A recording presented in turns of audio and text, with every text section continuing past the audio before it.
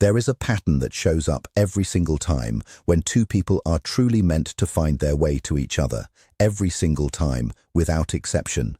And once you see it clearly, once you really understand what it looks like and why it works the way it does, everything you have been going through starts to make a different kind of sense.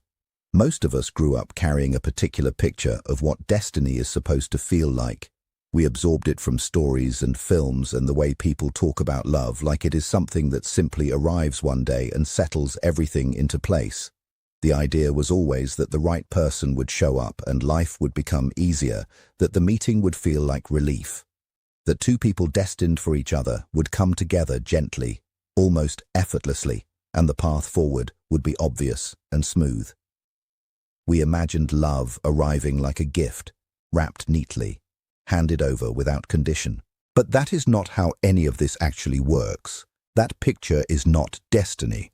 That is fantasy wearing the face of destiny. And the universe does not operate on fantasy.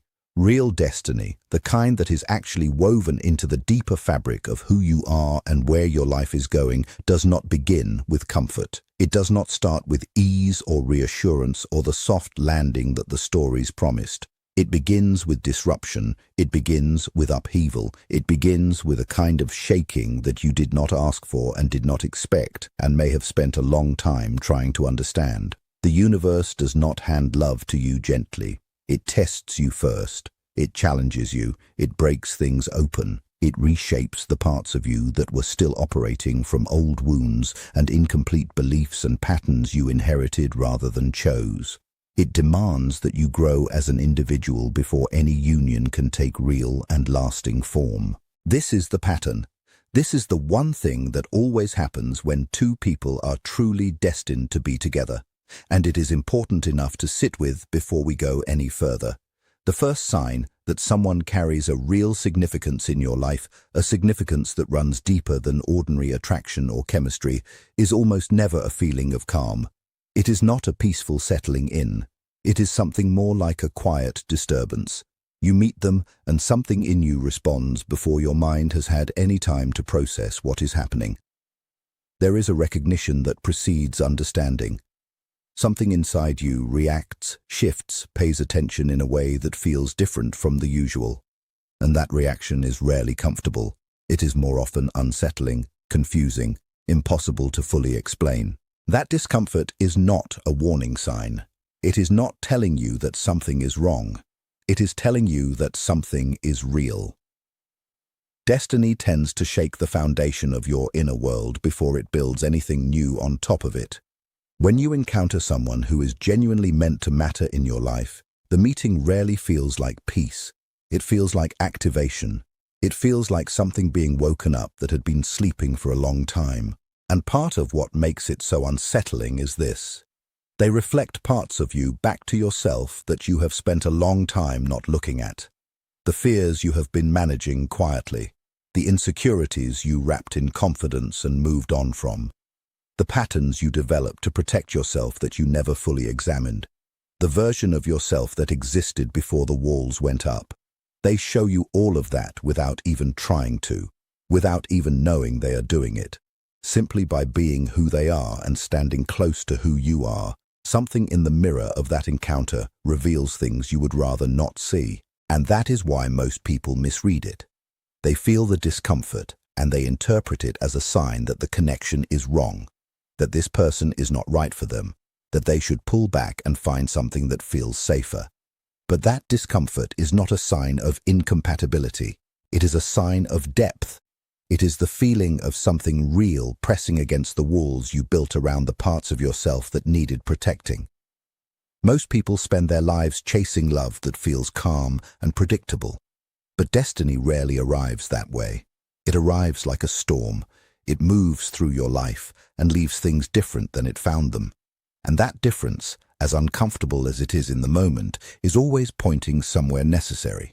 One of the most confusing things about connections that carry genuine destiny is that they almost never hold together in the beginning. Life separates them. People pull apart. The timing feels wrong. One person is not ready, or both of them are not ready, or the circumstances seem to conspire against what could have been. And when this happens, it is very easy to interpret the separation as failure, as evidence that it was not meant to be after all, as the universe withdrawing an offer that seemed promising. But that is not what the separation is. It is not punishment. It is not rejection from a cosmic level. It is preparation. The separation happens because one or both people are carrying wounds that have not yet been worked through, because one of them is still afraid of real vulnerability and has not yet learned how to be open without losing themselves, because the other is still struggling with a sense of their own worth, still asking in some quiet corner of themselves whether they are really deserving of the kind of love they want. Because love that is offered from a place of fear rather than wholeness always carries that fear inside it. And even with the best intentions, two people who are still incomplete in these particular ways will hurt each other, not because they want to, because they cannot yet help it. The universe steps in at those moments with a message that feels like loss, but is actually something else entirely. The message is not that this was a mistake. The message is not yet. Wait, grow, become. The two of you are worth waiting for, but you are not ready yet. And rushing toward each other now would damage what could be extraordinary if it is allowed to develop properly. Destined love is patient in a way that ordinary love is not. It does not expire because the timing was inconvenient. It does not dissolve simply because circumstances made it impossible in a particular season. It waits, persistent and quietly present, while each person does the work that needs to be done individually. And that work is not optional. It is not a detour. It is the main path. Every challenge that arrives during the separation, every heartbreak, every moment of doubt, every night when everything feels uncertain, all of it is part of the preparation. The universe is not being cruel. It is being precise. It pulls people apart so that each of them can face themselves without distraction, so that they can heal the wounds that would otherwise poison the very thing they are being prepared to receive. The secret that destiny holds but rarely announces is this. It molds people first. It challenges them and reshapes them and strengthens them. And only after that process has done its work does it allow the reward to arrive. The union that follows that kind of preparation is not fleeting. It is not based on need or desperation or the fear of being alone. It is built on something much more solid, on two people who have been genuinely changed by what they went through, who are no longer trying to find completion in someone else, who are choosing each other from a place of wholeness rather than from a place of emptiness. True destiny is not a moment. It is a journey. It moves through recognition and disruption and separation and self-realization. And every part of that journey is necessary. None of it is wasted, not the confusion, not the pain, not the distance, not the silence. All of it is serving something. The pain that comes with being separated from someone who carries that kind of significance in your life is not like ordinary heartbreak. Most people who go through it say as much. There is something qualitatively different about it. It is not simply sadness or longing, though it contains both of those things. It is disorientation, a feeling of being displaced from something essential. You do not just miss the person, you feel as though a part of yourself has gone somewhere you cannot reach. And that feeling is accurate in a way, because destined connections are not attached to your comfort or your preferences or even your happiness in the ordinary sense. They are attached to your growth, to your personal evolution, to the parts of yourself you have not yet fully faced. When that connection is absent, when the person is gone and the space they occupied is suddenly empty, you are left with what that space was protecting you from. Your own unhealed places. The fears that were easier to manage when you were distracted by the connection. The insecurities that did not demand attention while someone else's presence was filling the room. The wounds that had been sitting quietly in the background, waiting for exactly this kind of exposure. All of that surfaces in the wake of the separation. The pain finds every corner. It touches the old fear of abandonment that you thought you had resolved. It illuminates the ways you have been seeking validation from outside yourself because you had not yet built a stable enough relationship with your own worth. It shows you where you gave too much without proper boundaries, where you sacrificed pieces of yourself hoping the sacrifice would be enough to make someone stay. It holds up a mirror to every place where you avoided taking emotional responsibility and every place where your love was more about your own need than about genuine giving. This is not cruelty. This is a calling.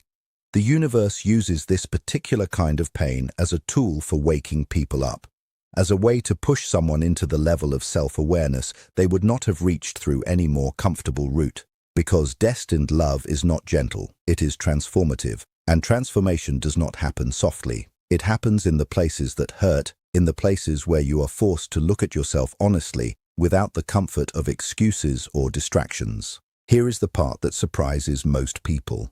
Even in the silence that follows, even without contact, even when every rational voice in your head is telling you to move on and find something new and stop thinking about it, something shifts inside you. You change. Not in the dramatic way of a single moment of realization, but in the slow and steady way of something genuinely growing. You become more self-aware without necessarily understanding why. You become more selective, more honest with yourself about what you actually feel versus what you have been telling yourself you feel. The things you used to accept quietly start to feel wrong in a way that you cannot talk yourself out of. The people you used to chase no longer carry the same pull. The kind of attention that used to feel like enough suddenly feels shallow and unsatisfying. What you are craving shifts. You move away from wanting surface-level connection and toward wanting something with genuine depth. You move away from the kind of relationship that is mostly comfortable and convenient and toward the kind that feels real, even when it is difficult.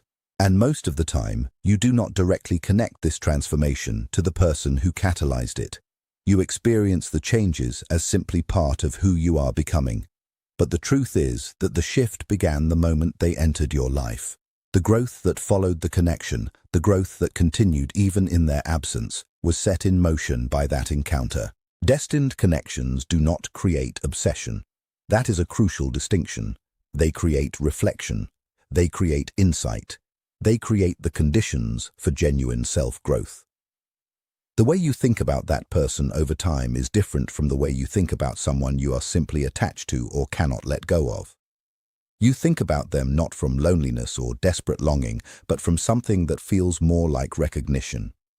A sense that there are still lessons in that connection that you have not fully integrated, still something about who you became near them that you are still growing into. You notice them rising in your thoughts during moments of genuine self-reflection, during emotional breakthroughs, during quiet stretches when your life slows down and you are finally alone with your own honest experience. This is not obsessive attachment. It is integration, the slow weaving of their influence into the fabric of your ongoing personal evolution. And through that process, without conscious effort or deliberate intention, your life begins to shift in ways that are moving you toward a higher quality of love and connection. The lessons you needed to learn are being learned. The healing that needed to happen is happening, gradually and imperfectly, but genuinely. You are becoming someone who is capable of a different level of love than you were before this person arrived. People try to replace it. Of course they do. They date other people. They throw themselves into new possibilities and allow themselves to hope that the next person will be enough to make them stop thinking about the one who disrupted everything. But something persistently feels incomplete. Not because the new people are inadequate as human beings, not because nothing else is worth trying, but because a new connection, however pleasant, does not trigger the same depth of growth. It does not reach the same places. Destined love operates on an entirely different frequency. It is not about chemistry or physical attraction or even shared interests, though it may contain all of those things. It is about evolution, about two people pushing each other toward wholeness in a way that cannot be manufactured or replicated, about awakening lessons that ordinary relationships simply do not have access to. You cannot rush it or force it or replace it because its purpose is not companionship in the ordinary sense. Its purpose is transformation. It exists to challenge both people, to teach them things about themselves they could not have learned any other way, to turn them into versions of themselves that are more whole and more honest and more capable of the kind of love that actually lasts. While the separation continues, destiny is working on both people simultaneously, though neither of them can see the full picture of what is happening. One is learning how to hold a boundary and mean it. The other is learning what accountability actually feels like when you stop outsourcing your emotional life to other people. One is rebuilding a relationship with their own self-respect that was damaged somewhere along the way. The other is developing the emotional courage to stop running from the things that matter most to them. The lessons are different, but they are parallel and they are both necessary. Neither person has access to the complete view, that is, intentional. The universe withholds the full picture until each person has grown enough to be able to receive it without distorting it through the lens of their old wounds and old fears. This process is deliberate and meticulous, and it is not being rushed. When it is complete, when both paths have been shaped and both hearts have been prepared, the convergence that happens is fundamentally different from what came before. The connection that existed before the separation was real, but it was also incomplete. It was loaded with unresolved fear and untested vulnerability and the fragility of two people who had not yet done the work that this kind of love requires. What emerges after the preparation is something different, something more solid, less anxious, less driven by ego, calmer and clearer and more conscious than before. Not perfect. Perfection is not the goal, but conscious. And conscious love is a completely different experience from the love that was available before. Before any reunion can happen, before the paths can converge again in a way that is real and lasting, the illusions have to go first. The false beliefs about what love is and how it is supposed to work, and what you have to do to earn it. The belief that love should never be difficult, that if someone truly cared, they would never leave. The belief that you have to earn love through performance, through being enough, through making yourself into whatever the other person seems to need. The belief that another person can complete you, that the emptiness you feel is something someone else is responsible for filling. These beliefs are not harmless. They are quietly destructive. They warp the way you approach every relationship. They set up impossible dynamics and impossible expectations, and destiny dismantles them, but not gently. It dismantles them through experience, through the exact situations that force you to feel the full weight of what those beliefs have been costing you. Every tear that falls during this process is part of the dismantling. Every ache in your chest when you think about what was lost. Every moment of longing that arrives in the quiet and refuses to be argued away. All of that is serving the work of stripping away what was false so that what is real can finally stand without competition. Real love is not built on need. It is not built on fear of being alone or on the desperation of feeling incomplete. It is built on awareness and genuine choice and the willingness to grow alongside another person, even when growth is uncomfortable. Destined love is not about needing someone in order to function. It is about choosing them freely and fully from a place where you are already whole. And the distinction between those two things changes everything about how the love feels and what it is capable of becoming. The shift that marks the beginning of the final stage of this process happens quietly. At some point you realize that you have stopped needing them the way you once did. The desperate edge of the longing has softened into something that feels more like genuine desire. The fear that once drove the connection, the fear of losing them, the fear of not being enough, the fear of being alone, has lost most of its authority. You can stand fully in yourself now. You are no longer reaching toward them from a place of emptiness. And when that shift happens, when love becomes something you want rather than something you cannot survive without, something in the larger picture begins to move. Love in this form is completely different from what it was before. It is not frantic. It is not desperate. It is not constantly managing the fear of loss. It is calm and intentional and grounded. It draws people together through something more like clarity than compulsion. And when the universe allows the paths to converge again from this place, the reunion is not a return to what existed before. It is an arrival at something that did not exist before, something that could not have existed before the work was done. When destined people find their way back to each other after this kind of preparation, the experience is almost impossible to compare to what came before. The anxiety that once defined the connection is gone, or at least greatly diminished. The ego is not running the show the way it once was. The games and the push and pull and the uncertainty that clouded everything before have burned away. What is left is recognition that has been deepened by everything that happened in between. A connection that feels less like fire and more like the sun. Consistent, warming, real. Not without difficulty, but conscious in a way that makes the difficulty navigable rather than destructive. And if they do not return, if reunion never happens, that is not a failure of destiny. That is destiny fulfilling a different version of its purpose. Not every connection that carries this kind of weight is meant to last a lifetime in the form of a relationship. Some are meant to break patterns that have been running through your life for years or decades.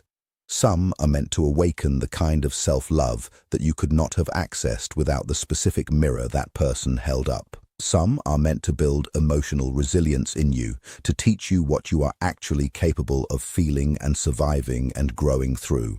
Some are meant to redirect the entire trajectory of your life towards something you would never have found without the disruption they caused. The purpose of these connections is not permanence, it is transformation. And transformation can be complete even when the relationship is not.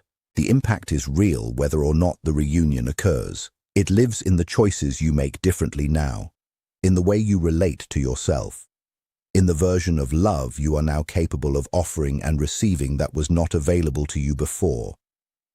Destiny often feels cruel before it feels kind. That is simply the truth of it. It prioritizes your potential over your comfort. It is willing to break your heart if that is what it takes to prevent you from losing yourself entirely to the wrong version of love. It will remove people from your life before it allows you to disappear into an attachment that is keeping you small. The lessons can feel harsh in the moment they are being delivered. In the middle of them, it is genuinely difficult to see the purpose.